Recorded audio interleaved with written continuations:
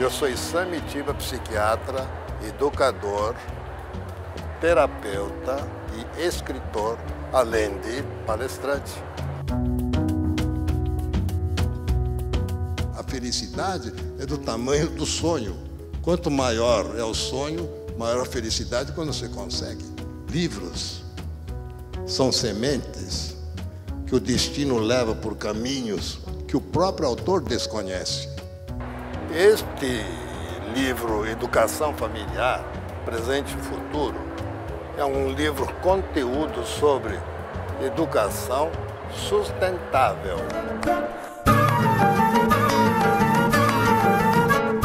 Eu não fui em conteúdo o pai que sou hoje, seria hoje. Mas a intenção, o amor, estão muito parecidos. As famílias não estão sendo sustentáveis e nem os filhos estão se sustentando. A educação vem de berço, significa a formação de todos nós, o indivíduo. Nós temos um ninho. Esse ninho é a família. Ou a gente muda o sistema educacional familiar, ou vamos continuar formando adultos dependentes dos próprios pais. Nenhuma espécie é responsável pela outra pessoa o resto da vida. A sustentabilidade da educação está no filho continuar o que os pais ensinaram.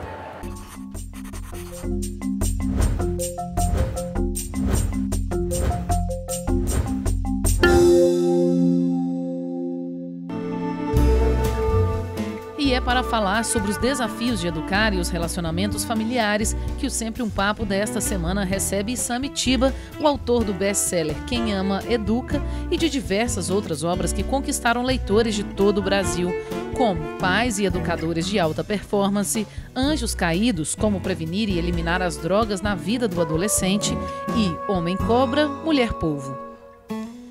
E a partir de agora você acompanha os melhores momentos desta conversa que aconteceu em duas cidades mineiras, Sete Lagoas e Araxá. Esta é uma oportunidade que vamos ter de pelo menos ter algumas ideias. Eu consegui passar para vocês algumas ideias que possam fazer com que vocês, ao final da palestra, sintam-se com mais condições de poder dar um passo além em relação ao que já fazem. Porque, em relação à educação, nós estamos muito mal. Eu não preciso falar, que todo mundo já sabe, que é um descalabro alguém ocupar bancos escolares durante 11 anos e sair analfabeto funcional. E é um descalabro o país, com a capacidade que nós temos, está nos últimos lugares em educação no mundo. E vocês podem observar que não depende das inteligências dos brasileiros.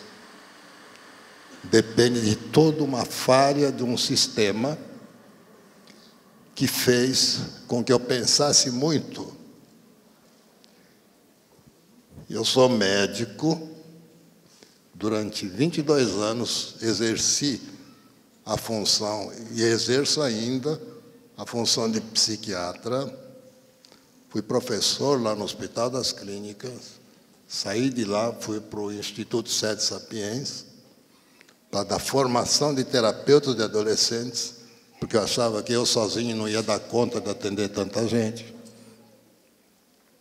E a família, nesse período, também mudou muito. Então, nós hoje pretendemos ser de um jeito, não conseguimos, acabamos sendo de um outro jeito, e que esse outro jeito está dando resultado que não está satisfazendo não só as famílias, mas as próprias pessoas, filhos, assim como a sociedade.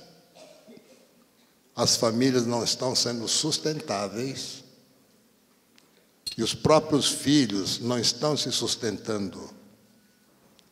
Levam muito tempo para pegar a sustentabilidade, de uma certa maneira, já quase que com 30, 35 anos, ainda morando em casa, vivendo de favores do pai, da mãe, e sem cuidar deles. E achando que está bem assim. Desde recém-nascido, o filho recebe passiva e depois ativamente os fundamentos educativos passados pelos seus pais, aos quais se juntarão outros advindos do seu meio social. A educação pode ser dividida em duas fontes, a escolar e a familiar. A educação familiar não está dando conta das suas funções por uma série de motivos. Os pais se viram numa situação nova, que não conheciam, apelaram para os modelos que tinham, que era da mãe, machista, serviu o marido. Aliás, mulher de marido antigo era que nem mulher de bêbado, né? Apanhava, junto com os filhos, levava bronca, gritão,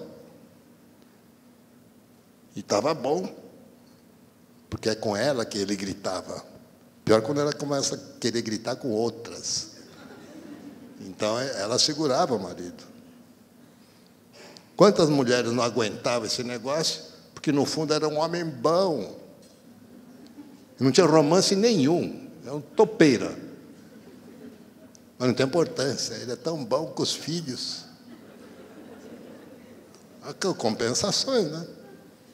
Pois bem, as mulheres de hoje estudaram, então não precisariam ir para a cozinha. Assim que casaram, voltaram para casa, ela foi para a cozinha. Quem mandou? Existe uma lei entre os dois que falam, agora você vai para a cozinha, eu vou para a sala ver televisão? Não existe. Mas repetir esse modelo machista. Então, os filhos vieram. Quantos? 2, 3. E eu que tenho 5, 6, 10 irmãos, tenho 2 filhos. Por quê? Porque assim eu posso dar mais, posso cuidar melhor. A vida está cara. Os pais não pensavam se a vida estava cara. Tem o que comer, vai comer. Não tem o que comer, não come. Era cruel o negócio. Então, a gente não queria que isso acontecesse com nossos filhos. Almoço de domingo.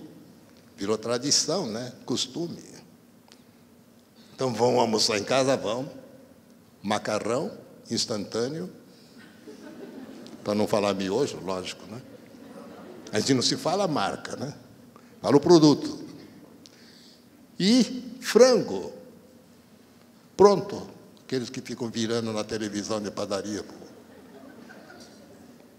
Chegando em casa, destrinchar o frango, a mãe que destrincha. Quem falou que é ela que tem que fazer? Está ensinando quem? Os filhos, que mulher para fazer essas coisas. Então ela está sendo machista. Não adianta ela ser feminista lá fora. Só. Então, olha para os filhos pequenos e fala, e eu, quando tinha essa idade, nunca comi peito e coxa, pois meus filhos vão comer peito e coxa. Sobrou o que para nós?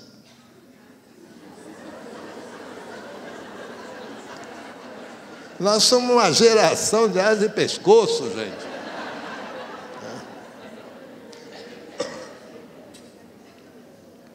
Ou a gente... E isso virou uma instituição. Porque todas as famílias mudaram cada um por si. Ninguém combinou. Eu vou fazer assim com o vizinho conversando. Não era, não. Nem a escola falava o que fazer. Era assim, ponto. Então, todo mundo quis mudar. Significa que estava altamente insatisfatório. Esse peito e coxa para a criança significa liberdade, fazer o que quiser, falta de meritocracia, relação custo-benefício. É só receber, receber, receber, sem devolver nem gratidão.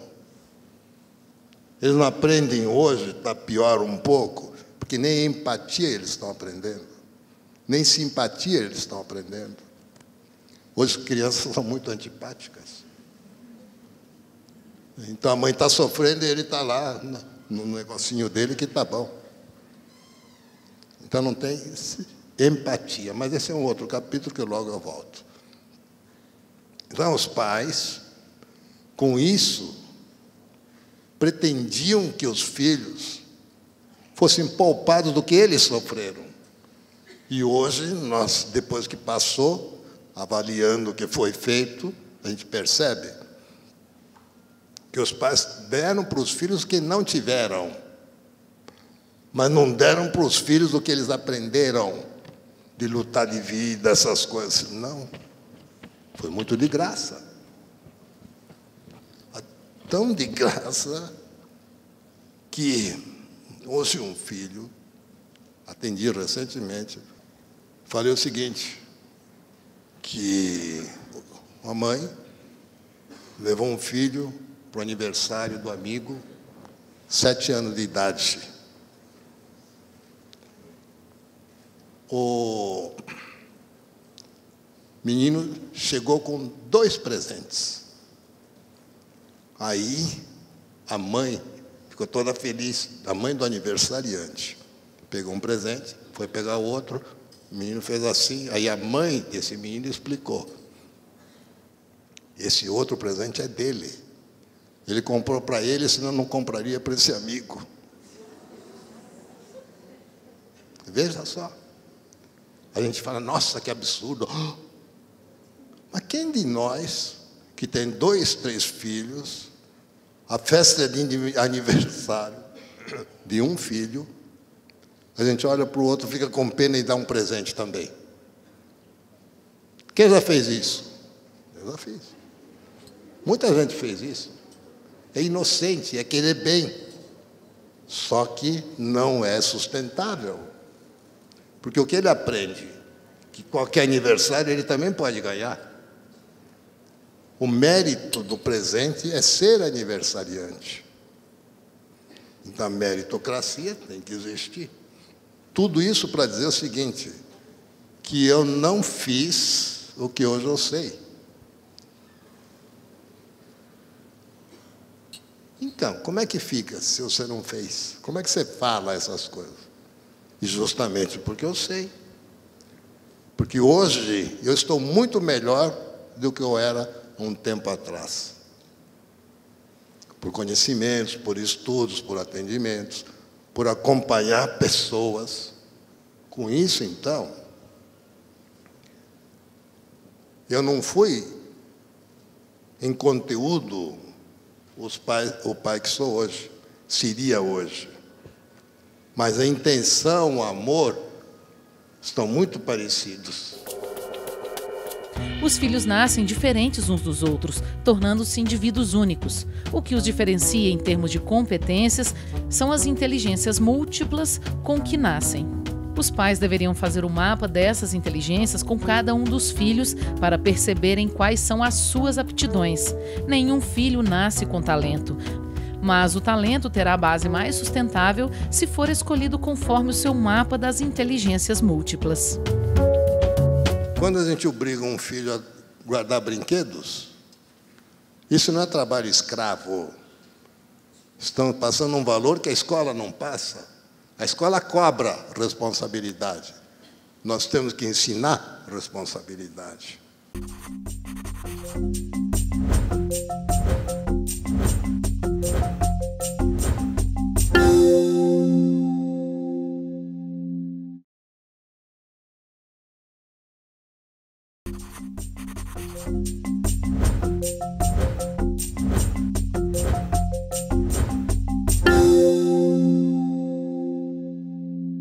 Quem não tiver foco e não tiver disciplina para manter o foco, está sujeito a amputar ramos da vida.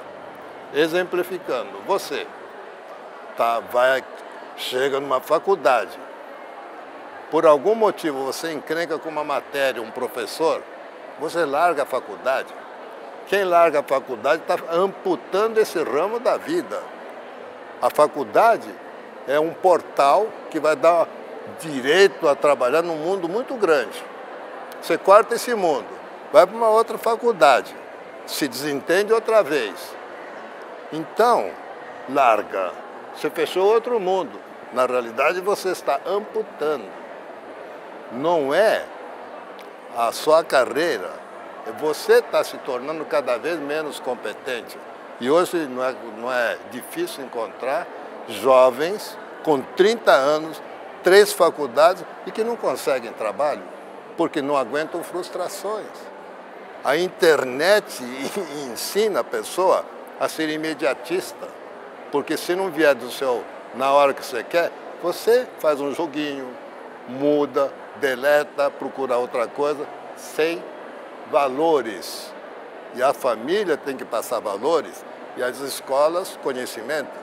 E é dos valores e conhecimentos é que a gente aprende a lidar com as frustrações.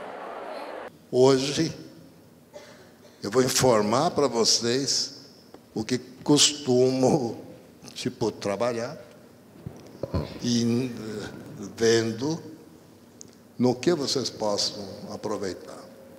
E uma coisa que aprendi é o seguinte, que nas escritas, o livro, ele é fundamental.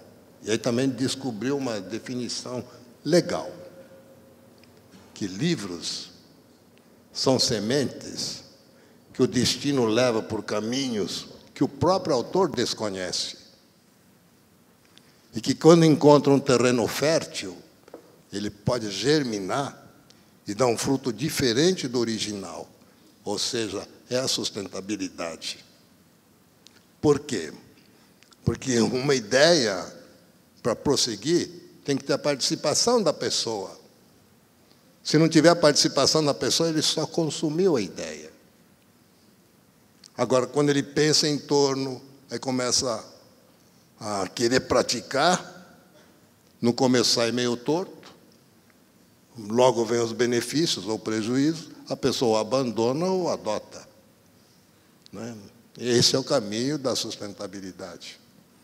Agora, o que nós não podemos é ficar sossegado como estamos e achar que está tudo bem e que se ganhar a Copa o Brasil é maravilhoso. Isso não podemos. Pode ser maravilhoso no futebol, tudo bem. Agora, querer estender isso para dizer que o Brasil está bem, não está bem. E a minha esperança é que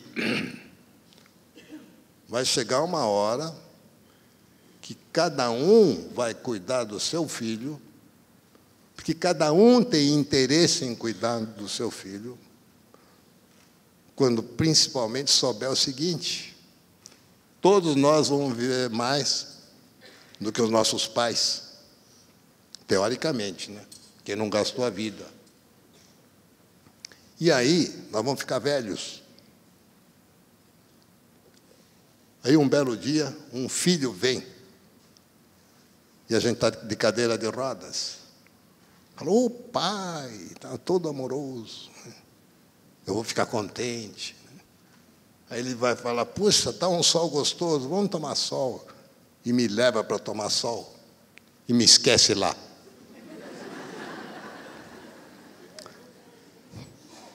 Nunca cuidou de mim, como é que vai cuidar agora?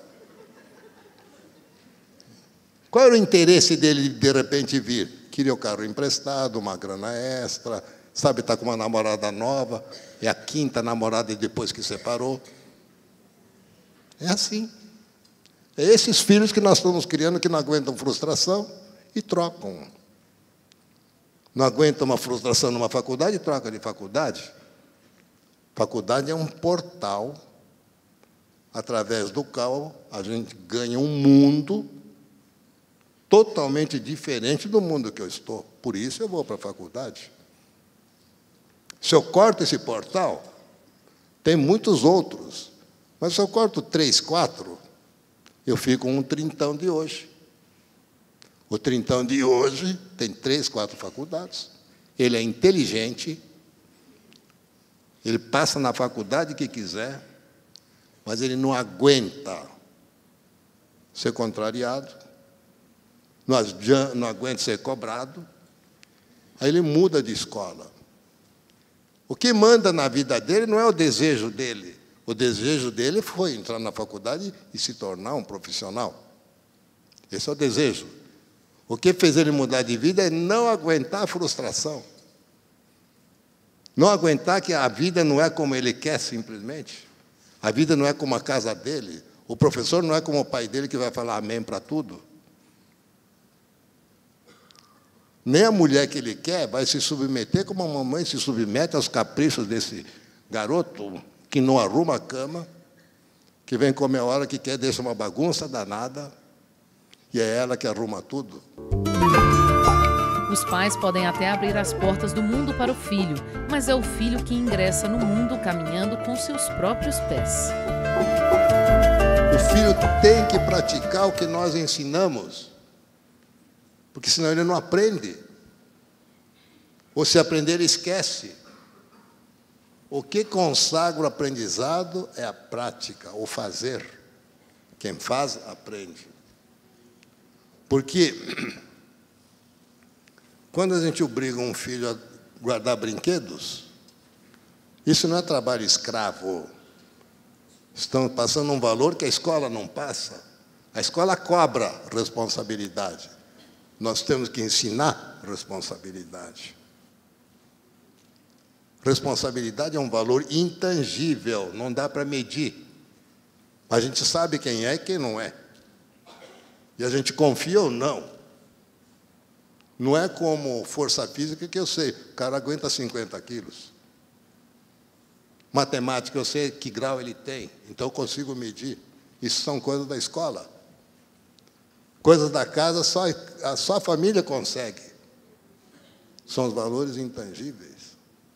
E a meritocracia é igual. Então, não importa a idade,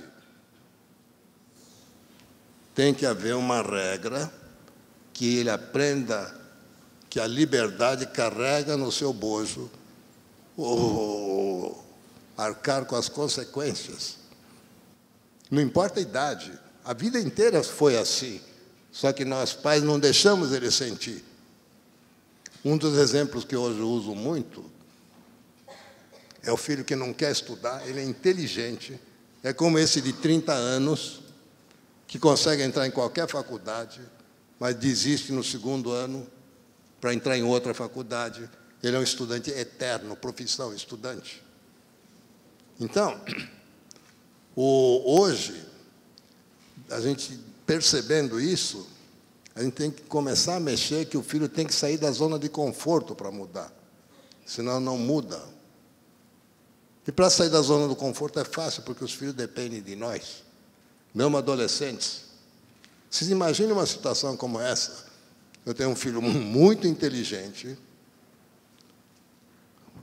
Se ele estudasse, tiraria 8, 9, 10. Como não estuda nada, ele tira 5, 6. O suficiente para passar. Ele acha que está bom. Felicidade não é não ter problemas. Felicidade é ter resiliência para compreender, enfrentar e superar o problema. Nós estamos colhendo os resultados hoje do que plantamos ontem, da falta de regras, da falta do filho guardar o brinquedo, da falta do filho não cortar a internet na hora das refeições.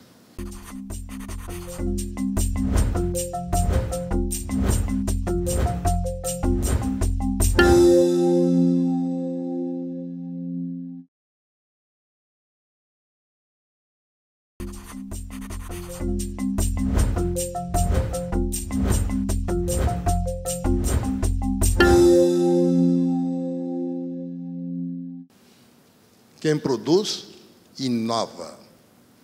Quem inova, sustenta. Porque um gesto comum foi inovado, inovado, inovado, chegou ao que nós somos hoje. O gesto comum é, quando a gente era um hominídeo lá, meio macaco, meio homem, tempo da época pré-histórica, o homem bebia água que nem mamífero.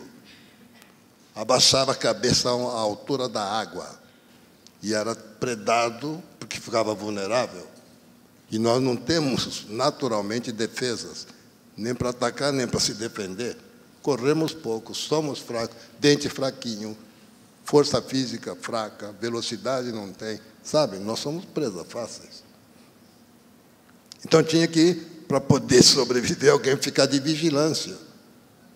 Então foi uma das primeiras funções, para proteger um ao outro, alguém tinha que ficar de vigia. Até que um cara estava com muita sede e não tinha quem vigiasse. Ou seja, saiu da zona de conforto. Ou ele morria de sede ou não. O que ele fez? Olhou para os lados, e enfiou a mão na água e trouxe para a boca. Mudou o curso da história.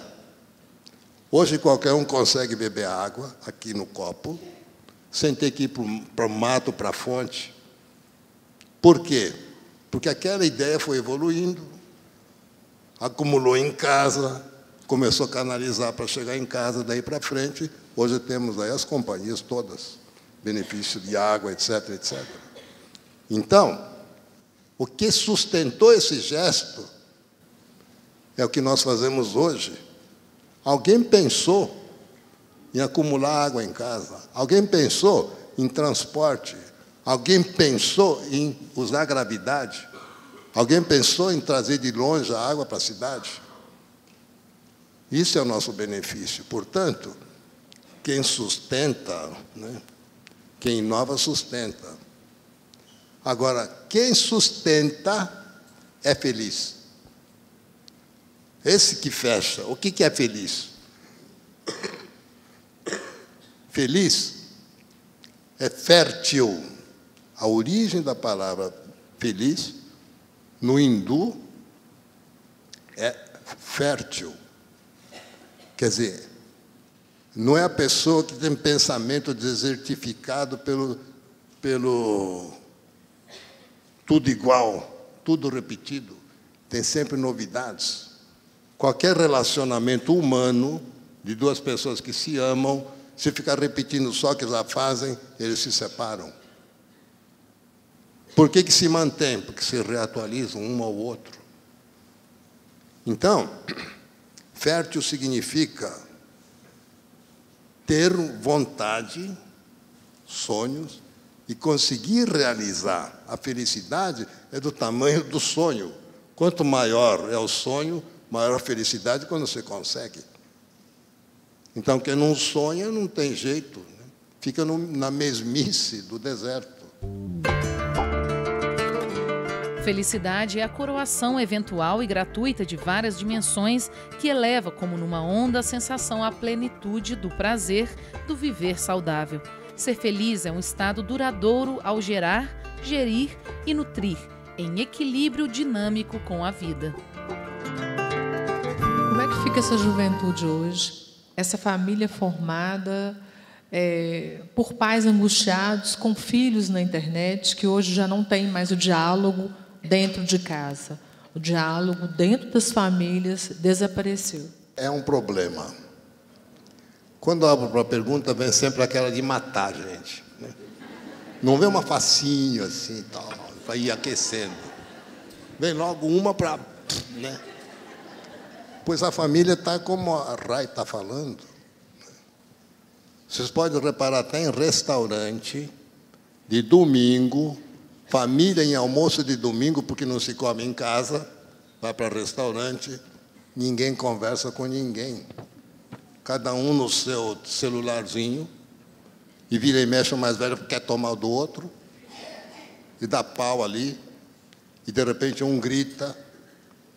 Para que gritar se todo mundo escuta bem? São maus costumes que a gente percebe ali, né? Então, a família de hoje realmente está muito, muito, muito perdida nesse ponto. Isso que eu falo, que está como não gostariam. Porque, no fundo, a mãe gostaria do quê? família unida e tal, tudo ali, né? O guardanapinho. Não existe mais isso, né? Agora, onde está a semente disso? Que não se ensinou lá atrás. Depois que ele fica grande e fica dono do nariz, ele acha que ele é assim. Então, nós estamos colhendo os resultados hoje do que plantamos ontem, da falta de regras, da falta do filho guardar o brinquedo, da falta do filho não cortar a internet na hora das refeições e vir depois, a hora que quiser, e faz a sujeira toda. É difícil de aplicar, mas quando começa a aplicar, começa a ter resultado, melhora tudo. Para isso, eu vou dizer assim, uma base fundamental para pegar o beabá da educação sustentável, que é o seguinte: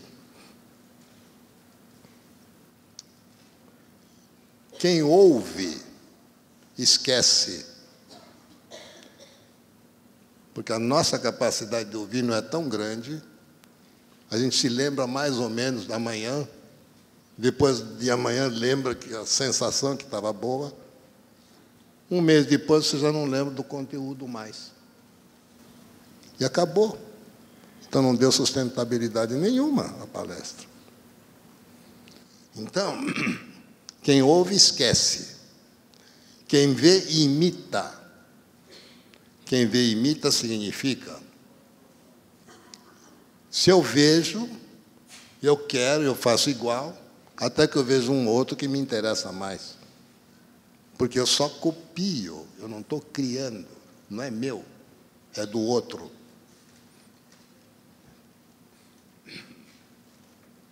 Quem justifica, não faz.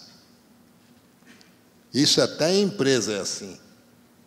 Justificou, não faz.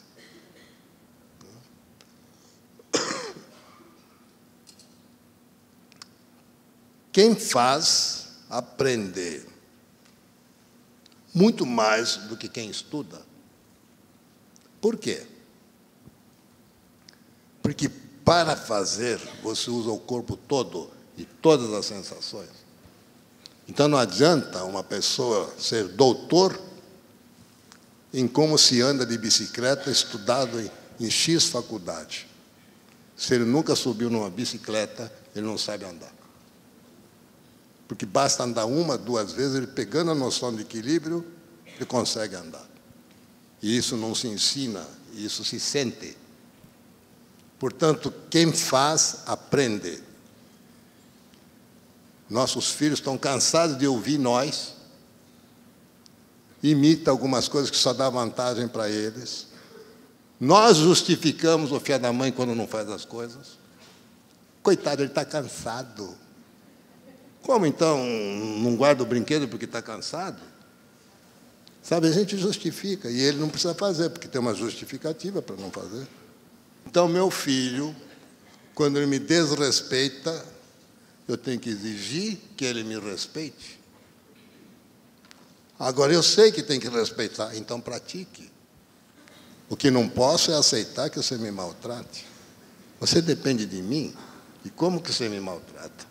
No mínimo, tem que ter gratidão. E os filhos são exigentes. Eles exigem dos pais o que eles querem.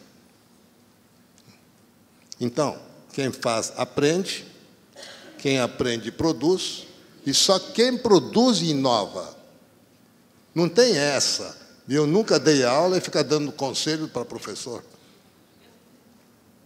O professor sabe da aula porque ele vive ali. Pode ser que ele não tenha um conhecimento X. Isso eu posso colaborar. Mas se eu nunca tivesse dado aula, eu não poderia.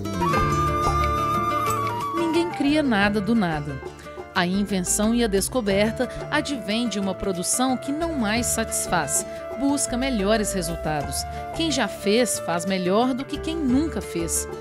É produzindo que se descobrem novos caminhos do fazer. Os pais já não têm autoridade com os seus filhos, os professores já não eram mais fontes únicas do conhecimento, E nesse jogo, os pais jogando educação para a escola devolvendo educação para a família, de repente a educação ficou um campo de ninguém. E surgiu a internet, e aí a educação virou de ponta cabeça, porque hoje as crianças e os adolescentes não ouvem pais e professores, mas ouvem seus colegas, seus amigos, onde trocam ideias que vão pegando no ar pela internet. Então a internet é um instrumento do momento, é a ferramenta do momento. Quem negar a internet já morreu, está no passado. A gente fala em futuro. Futuro para quem não teve internet na sua adolescência. Mas adolescentes de hoje é a ferramenta do presente deles. Que será da formação das pessoas que mexem com a internet. É isso que temos que preocupar. A internet por si mesma, ela não é boa nem má. Depende de quem a usa. E quem a usa não tendo formação, pode fazer uso pelo mal, pode fazer o mau uso. Então, realmente, nós temos que caprichar na formação das pessoas para que elas lidem melhor com a internet. A internet é como automóvel, é só uma ferramenta. Eles não têm vida própria. Depende do motorista, do usuário. A mãe, com essa história de muito amor, ela se desrespeita. O ego dela é tão fraquinho que qualquer coisa que atinja o outro quer favorecer o outro.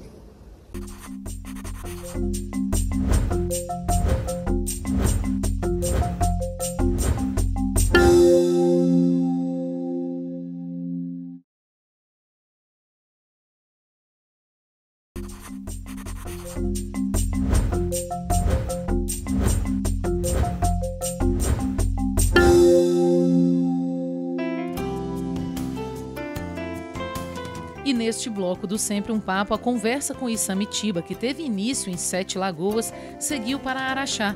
Maternidade e culpas foram os destaques deste encontro. A educação vem de berço, significa a formação de todos nós, o indivíduo. Nós temos um ninho. Esse ninho é a família. Nem sempre a família é de sangue. Pode ser adotivo, pode ser casal de segundas núpcias, pode ser a quarta maridada da mulher. Maridada significa maridou, não casou.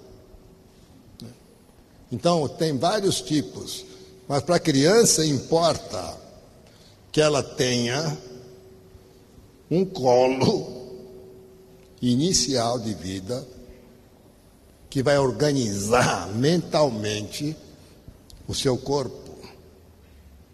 Criança que não tem colo, geralmente acaba entrando em depressão, com 6, 8 meses de idade. Então, o berço nada mais é do que o ninho dessa parte psicológica. E essa parte psicológica, todas as pessoas precisam da materialidade. O amor precisa do material. Não adianta só sentir. Precisa ter um espaço, precisa ter um tempo, precisa ter uma dedicação. A criança nasce tão sem nada que o que a mãe faz logo de início, 3 vezes, 4 vezes seguidas, a criança aprende como se essa fosse a verdade. A criança nasce com o instinto de dormir. Assim que nasce, dorme 23 horas, 22, e aí vai diminuindo. Então, a mãe, olha só, esse é um estudo que eu fiz, que está no livro. A mãe, assim que vê a criança fora dela, na primeira vez que olha no rostinho da criança, do recém-nascido, ela sente uma onda de amor tão grande que ela não sabe nem explicar o que é. Mas vem pensamentos, desejos de que nada de mal aconteça, que esteja tudo de bom e que o resto da vida ela vai se dedicar a essa criança. O resto da vida. Eu sou a fonte, eu tenho que cuidar. Uma mudança radical que hoje a gente sabe que é por causa de um hormônio chamado ocitocina. O homem, quando o filho nasce, ele ficava com o charuto fora da sala festejando com amigos. Começaram a entrar, começou a desmaiar, dar trabalho para o médico. Hoje já está mais acostumado, tudo é questão de costume. Então, mas o pai não tem o costume de entrar no berço, esse berço afetivo que eu falo. Então esse berço, a mãe pega o nenenzinho, com muito cuidado, carinho, e ensina a mamar, faz arrotar, troca, limpinha, comida, tudo põe no berço. Criança já tem um reflexo, que é fazer assim, chama-se reflexo de Moro. A mãe não sabe o que é, fala, assustou, já pega de volta a criança e não vai devolver acordada. Se já que está aqui, né? E aí consegue fazer ela dormir. Dormiu, põe no berço devagarinho. Só que daqui a pouco a criança começa a se mexer. Então a mãe faz o quê? Fica prestando atenção. E a criança está toda enroladinha. Não tem como se mexer, que nem adulto, que joga a perna para lá, estica o braço, vira de cúbitos. Então ela mexe a boca. A mãe pensa, está com fome. Já pega correndo, não pode passar fome. O que aconteceu nesse momento? Muito amor, mas falta de conhecimento. A maioria das mães poderia ter um clima mais saudável, mais tranquilo, menos sofrido e mais sustentável se aprendesse que o recém-nascido precisa muito menos do que ela deseja lhe oferecer. A mãe, com essa história de muito amor, ela se desrespeita. O ego dela é tão fraquinho que qualquer coisa que atinja o outro quer favorecer o outro. Numa separação, por exemplo, quando o casal se separa,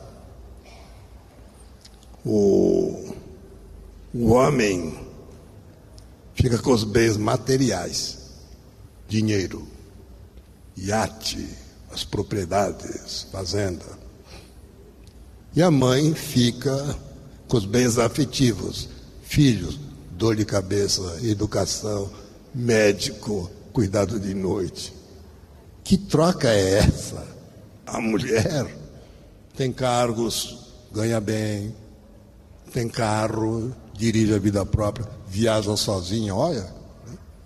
Então tudo isso ela conquistou, parabéns. Mas quando ela volta para casa, ela fica assim uma fonte de machismo. Porque vê a mãe se submetendo, o modelo de mulher se submete. Então ela vai querer uma pessoa que se submeta. Antes de querer que submeta, ele vai se impor. Então está ensinando machismo.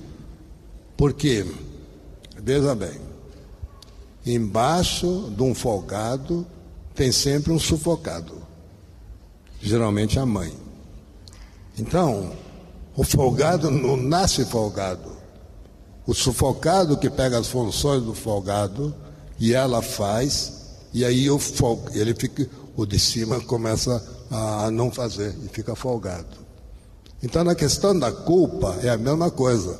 A mulher que fica culpada e o outro isento de culpa. Ele vira um criminoso e a mãe jura que ele não é criminoso. Para Deus e o mundo não é mentira, ela pode até acreditar. Mas é baseado nisso que ele se tornou criminoso, porque o tempo inteiro ninguém faz um crime de repente graúdo. Ele foi fazendo pequeno, acostumando, aperfeiçoando, dando sustentabilidade ao roubo. Ninguém se torna um grande ladrão só com um gesto. A história dele, se você ver, está lá sempre, pequenas transgressões, e vai crescendo. Então a culpa é algo que, se a mãe não resolver, está fazendo o contrário da sustentabilidade da educação. Está assumindo para si algo que não é próprio.